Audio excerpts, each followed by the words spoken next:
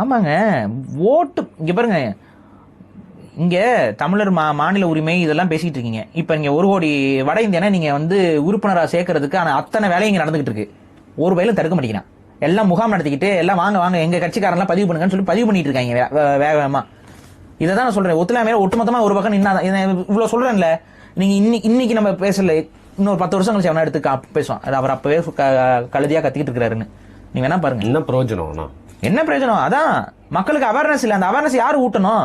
Awareness ஊட்டுறவன் எல்லாத்தையும் பிடிச்சி கடிச்சு குதறிட்டு இருக்காங்க இவங்க. கண் கட்ட பின் சூரிய நமஸ்காரம் பண்றது வேஸ்ட். குருட்டு பயலா போயிருவீங்க எல்லாம். அதான் நம்ம சொல்றோம். இந்த தேர்தலை பொறுத்த வரைக்கும் எஸ்ஐஆர் கடுமையா எதிர்க்கணும் கட்சிகள். எஸ்ஐஆர் நாங்க எதிர்க்கிறோம், ஆனா நாங்க போய் பதிவு செய்யணும்னு எல்லா கட்சியும் ஸ்டாண்டு. எல்லா கட்சியும் அதான் ஸ்டாண்டு. நீங்க அதுல எந்த கட்சியும் விதிவிலக்கெல்லாம் இல்ல. ஏன் நான் சொல்றேன்னா, எல்லா கட்சியும் முகாம் நடத்திட்டீங்க. விஜய் என்ன பண்றாரோ அதை தானே எல்லாரும் பண்ணிட்டு இருக்காங்க. விஜய் அதான் ஓப்பனாவே வீடியோவே அதான் சொல்றாரு. எஸ்ஐஆர் எதிர்க்கிறோம், ஆனா எல்லாம் போய் பதிவு பண்ணுங்க.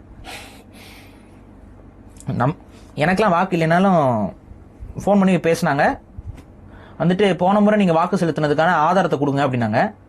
அது இல்ல அப்படின்னும், அதாவது ஆதாரம் இல்ல அப்படின்னும். உடனே அது கேட்கறாங்க அப்படின்னா, சரி இப்ப என்ன போன முறை வாக்கு செலுத்துறதுக்கு ஆதாரம் இல்ல அப்படின்னா வாக்காளர் இல்லையா நானு அப்படின்னு கேட்டோம்.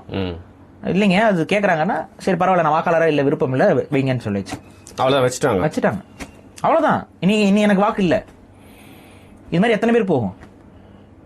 எனக்கு தெரிஞ்ச ஒரு ஐயா, அவர் பாத்தீங்கன்னா முன்னாடி ஒரு வீட்டுல இருந்திருக்காரு. அவங்க வீட்டு ஓனருக்கும் அவங்களுக்கும் சண்டை ஆயிருச்சு. அவங்க அங்கிருந்து அதை காலி பண்ணிட்டு வந்துட்டாங்க. ஆனா அவருடைய வாக்கு அந்த அந்த அட்ரஸ்ல தான் இருக்கு. இப்ப என்னன்னா, அங்க நீங்க வாழ்ந்தீங்கிறதுக்கு நாங்க போய் கேட்டா அவங்க சொல்லுவாங்களான்னு கேக்குறாங்களாம்.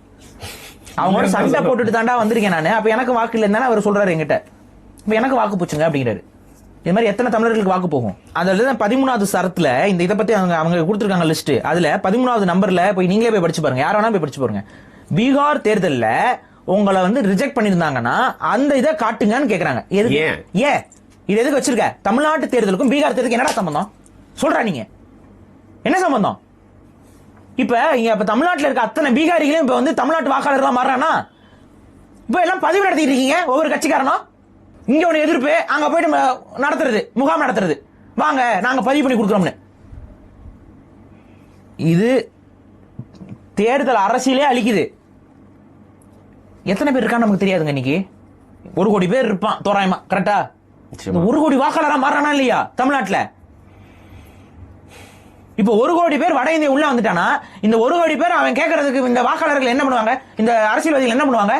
அது அவங்க 1 கோடி பறையர்கள் 1 கோடி வன்னியர்கள் மாதிரி மாறிடுறாங்கல்ல. ஆமா, அவன் என்ன சொல்லுவான்? ஹிந்தி ஸ்கூல் தரமா, உன் மொழி கொள்கை தூக்கி குப்பையில போட்டுருக்கணும். இருமொழி கொள்கை எல்லாம் தூக்கி குப்பையில போட வேண்டிய இதுக்கு வந்துடும். என் ஏரியால நான் ஒரு கோயில் கட்டணுமா, பர்மிஷன் கொடுத்தா ஆகணும். நடக்குமா நடக்காதா? கோழி எடுத்து வாயில அடிப்பேன்பா. நீ இதுல டிராபிக் ரூல்ஸ் இது அதெல்லாம் இல்ல. இத்தனை பேர் இருக்காங்க, அவங்க இவ்வளவு பேர் இருக்காங்கடா, அவங்க வாக்குடா. அப்ப அவங்க நம்ம கட்சி செஞ்சு கொடுத்தாதான் அது வாக்கு கொடுப்பாங்க. இது நடக்குமா நடக்காதா? 1 கோடி வாக்கு நம்பிக்கிட்டு போக மாட்டாங்களா அரசியல்வாதிகள்? அப்ப இதை தடுக்கிறது யாருடைய கடமை? நம்மளோட கடமை, தமிழரோட கடமை. தொடர்ச்சியா பேசுங்க. இத ஏதாவது ஒரு கட்சிக்காரன் இந்த முகாம் நடத்திருந்தானா, நீ எஸ்ஐஆர் எதிர்க்கிறியா ஆதரிக்கிறியான்னு கேளுங்க. எதுக்கு முகாம் நடத்துறீங்க?